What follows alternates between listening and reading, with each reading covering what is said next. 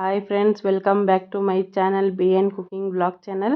ಇವತ್ತಿನ ವಿಡಿಯೋದಲ್ಲಿ ಬಟಾಣಿ ಪಲಾವ್ ಮಾಡ್ತಿದ್ದೀನಿ. ಬನ್ನಿ ಹೇಗೆ ಮಾಡೋದು ನೋಡ್ಕೊಂಬೋಣ. ಇಲ್ಲಿ ನಾನು ಕುಕ್ಕರ್ ಇಟ್ಕೊಂಡು ಕುಕ್ಕರ್ ಬಿಸಿ ಆಗ್ತಿದ್ದಂಗೆ ಒಂದು 2-3 ಟೇಬಲ್ ಸ್ಪೂನ್ ಎಣ್ಣೆ ಹಾಕ್ಕೊಳ್ತಾ ಇದ್ದೀನಿ. ಹಾಗೆ 1 ಟೇಬಲ್ ಸ್ಪೂನಷ್ಟು ತುಪ್ಪನೂ ಹಾಕ್ಕೊಳ್ತಾ ಇದ್ದೀನಿ. ನಿಮಗಿದು ಆಪ್ಷನಲ್ಲು, ಬೇಕಿದ್ರೆ ಹಾಕ್ಬೋದು, ಅದನ್ನು ಸ್ಕಿಪ್ ಮಾಡ್ಬೋದು. ಹಾಕಿದ್ರೆ ಚೆನ್ನಾಗಿರುತ್ತೆ. ಹಾಗೆ ಇಲ್ಲಿ ಹೋಲ್ ಸ್ಪೈಸಸ್ ಹಾಕ್ತಾಯಿದ್ದೀನಿ. ಇದನ್ನು ನೀವು ಹೀಗೆ ಕೂಡ ಹಾಕೋಬೋದು, ಇಲ್ಲಾಂದರೆ ನೀವು ಮಿಕ್ಸಿಲಿ ರುಬ್ಬಿ ಪೌಡ್ರ್ ಮಾಡಿ ಕೂಡ ಹಾಕೋಬೋದು, ಚೆನ್ನಾಗಿರುತ್ತೆ. ಹಾಗೆ ಒಂದು 3 ಹಸಿಮೆಣ್ಸಿಕಾಯಿನ ಉದ್ದುದಾಗಿ ಸೀಳ್ಕೊಂಡು ಹಾಕ್ಕೊಂಡು, ಹಾಗೆಯೇ ಒಂದು ಹಿಡಿಯಷ್ಟು ಈರುಳ್ಳಿ, ಅಂದರೆ ಒಂದು ಮೀಡಿಯಮ್ ಸೈಜಿನ ಈರುಳ್ಳಿನ ಉದ್ದುದಾಗಿ ಹಚ್ಕೊಂಡು ಹಾಕ್ಕೊಂಡು ಅದನ್ನು ಫ್ರೈ ಮಾಡ್ಕೊಳ್ತಾ ಇದ್ದೀನಿ. ಇದು ಸ್ವಲ್ಪ ಕಲರ್ ಚೇಂಜ್ ಆಗೋವರೆಗೂ ಫ್ರೈ ಮಾಡ್ಕೊಂಡ್ರೆ ಸಾಕು. ಅದು ಫ್ರೈ ಆಗ್ತಾಯಿದ್ದೀನಿ. ಇಲ್ಲಿ ಇದನ್ನು ಶುಂಠಿ ಬೆಳ್ಳುಳ್ಳಿ ಪೇಸ್ಟು ಹಾಗೆ ಹಸಿಮೆಣ್ಸಿಕಾಯಿನ ಹಾಕಿ ಪೇಸ್ಟ್ ಮಾಡ್ಕೊಂಡಿದ್ದೆ. ಶುಂಠಿ ಬೆಳ್ಳುಳ್ಳಿ ಹಾಗೆ ಹಸಿಮೆಣ್ಸಿಕಾಯಿನ ಹಾಕಿ ಪೇಸ್ಟ್ ಮಾಡ್ಕೊಂಡಿದ್ದೆ. ಅದನ್ನು ಹಾಕಿ ಫ್ರೈ ಮಾಡ್ಕೋಬೇಕು. ಹಸಿ ವಾಸನೆ ಹೋಗೋವರೆಗೂ ಫ್ರೈ ಮಾಡ್ಕೊಂಡ್ರೆ ಸಾಕು. ಅದು ಹಸಿ ವಾಸನೆ ಹೋಗ್ತಿದ್ದಾಗೇ ಇಲ್ಲಿ ನಾನು ಒಂದು ಮೀಡಿಯಮ್ ಸೈಜಿನ ಟೊಮೆಟೊನ ಕಟ್ ಮಾಡಿ ಇಟ್ಕೊಂಡಿದ್ದೆ. ಅದನ್ನು ಸಹ ಹಾಕ್ಕೊಂಡು ಟೊಮೆಟೊ ಮೆತ್ತಗಾಗೋ ತನಕ ಫ್ರೈ ಮಾಡ್ಕೊಳ್ಬೇಕು. ಅದು ಸ್ವಲ್ಪ ಮೆತ್ತಗಾಗೋಕ್ಕೋಸ್ಕರ ಒಂಚೂರನ್ನು ಉಪ್ಪು ಹಾಕ್ಕೊಳ್ತಿದ್ದೀನಿ. ಉಪ್ಪು ಹಾಕ್ಕೊಂಡ್ರೆ ಬೇಗ ಮೆತ್ತಗಾಗುತ್ತೆ ಅಂತ. ಸೊ ಹಾಕ್ಕೊಂಡು ಚೆನ್ನಾಗಿ ಫ್ರೈ ಮಾಡ್ಕೊಳ್ಬೇಕು. ಅದು ಫ್ರೈ ಆಗ್ತಿದ್ದಾಗೇ ಇಲ್ಲಿ ನಾನು ಒಂದು ಹಿಡಿಯಷ್ಟು ಕೊತ್ತಂಬರಿ ಮತ್ತು ಪುದೀನಾನ ಸಣ್ಣದಾಗಿ ಹಚ್ಕೊಂಡು ಇಟ್ಕೊಂಡಿದ್ದೆ. ಅದನ್ನು ಸಹ ಸೇರಿಸ್ಕೊಂಡು ಚೆನ್ನಾಗಿ ಫ್ರೈ ಮಾಡ್ಕೊಳ್ಬೇಕು. ಆಮೇಲೆ ಇಲ್ಲಿ 1 ಕಪ್ಪಷ್ಟು ಬಟಾಣಿ, ಹಸಿ ಬಟಾಣಿನ ನಾನು ಡೀಪ್ ಫ್ರೀಸಲ್ಲಿ ಇಟ್ಟಿದ್ದೆ. ಸೊ ಅದನ್ನು ಇವಾಗ ನಾನು ಹಾಕ್ಕೊಳ್ತಾ ಇದ್ದೀನಿ. ಹಾಕ್ಕೊಂಡು ಅದನ್ನು 1 ನಿಮಿಷ ಫ್ರೈ ಮಾಡ್ಕೋಬೇಕು. ಹಾಗೆ ಇಲ್ಲಿ ಖಾರಕ್ಕೆ ನಾನು ಒಂದು 2 ಟೀ ಟೇಬಲ್ ಸ್ಪೂನಷ್ಟು ಅಚ್ಕಾರದ ಪುಡಿನ ಹಾಕ್ಕೊಳ್ತಾ ಇದ್ದೀನಿ. ಹಾಗೆ ಒಂದು 1/4 ಟೀ ಟೇಬಲ್ ಸ್ಪೂನಷ್ಟು ಅರಿಶಿನ ಪೌಡ್ರ್ ಹಾಕ್ಕೊಂಡು ನೀಟಾಗಿ ಒಂದು ಸತಿ ಮಿಕ್ಸ್ ಮಾಡ್ಕೊಳ್ಬೇಕು.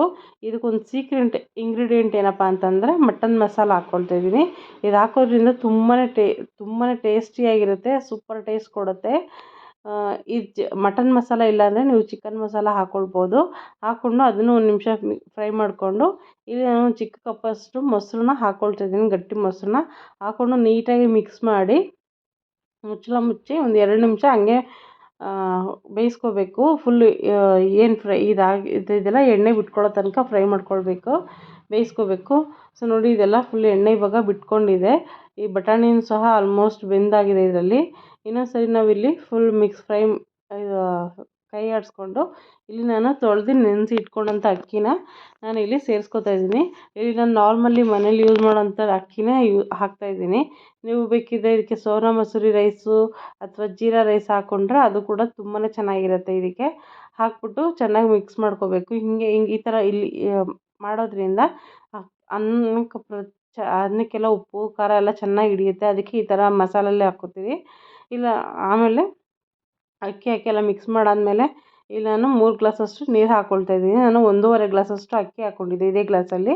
ಸೊ ಅದೇ ಗ್ಲಾಸಲ್ಲಿ ನಾನು 3 ಗ್ಲಾಸಷ್ಟು ನೀರು ಹಾಕ್ಕೊಂಡು ನೀಟಾಗಿ ಒಂದು ಸರಿ ಮಿಕ್ಸ್ ಮಾಡಿ ಕುಕ್ಕರ್ ಮುಚ್ಚಳ ಮುಚ್ಚಿ 1 ವಿಜಿಲ್ ಕೂಗಿಸ್ಕೊಳ್ಬೇಕು ಅಷ್ಟೇ.